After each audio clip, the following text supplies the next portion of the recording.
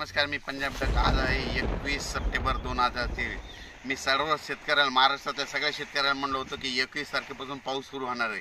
खरं तर कालच राज्यामध्ये पाऊस सुरू झाला आणि परत मग हे सांगण्यासाठी कशामुळे फोन आपला मेसेज केला, कारण की 21 सप्टेंबरच्या आत तुम्ही तुमचं सोयाबीन काढून घ्या.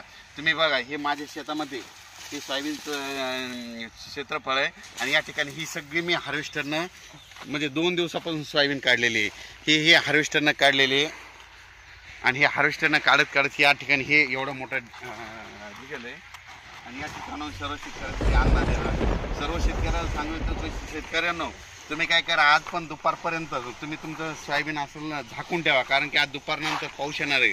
राज्यात सांगायचं झालं तर म्हणजे 21 तारखेपासून ते 2 ऑक्टोबरपर्यंत राज्यात खूप मोठा पाऊस पडणार आहे. म्हणून हा अंदाज लक्षात घ्यायचा.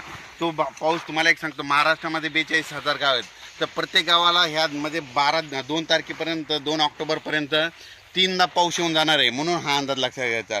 परत सर्व शेतकऱ्याला सांगू इच्छितो की राज्यामध्ये काय झालं की आता म्हणजे कालच पूर्व विदर्भाकडे पाऊस सुरू झाला.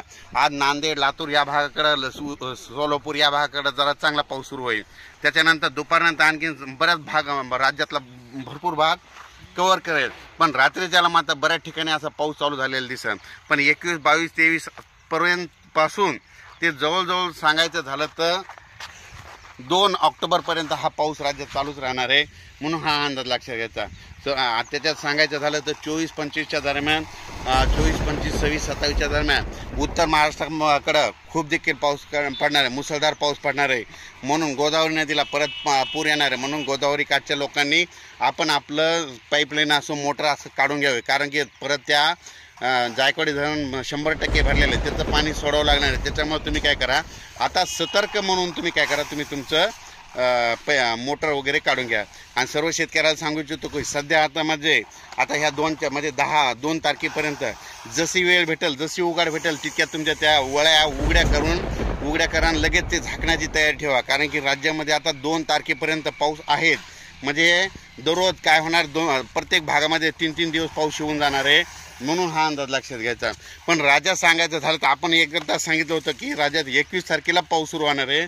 आता नांदेड भागामध्ये पाऊस सुरू झालेला आहे आणि तो पाऊस आता सोलापूर इकडे लातूरकडे देखील चालूच आहे आणि आणखीन महाराष्ट्रामध्ये आज दुपारनंतर बऱ्याच ठिकाणी पाऊस जाणार आहे. म्हणून हा अंदाज लक्षात घ्यायचा.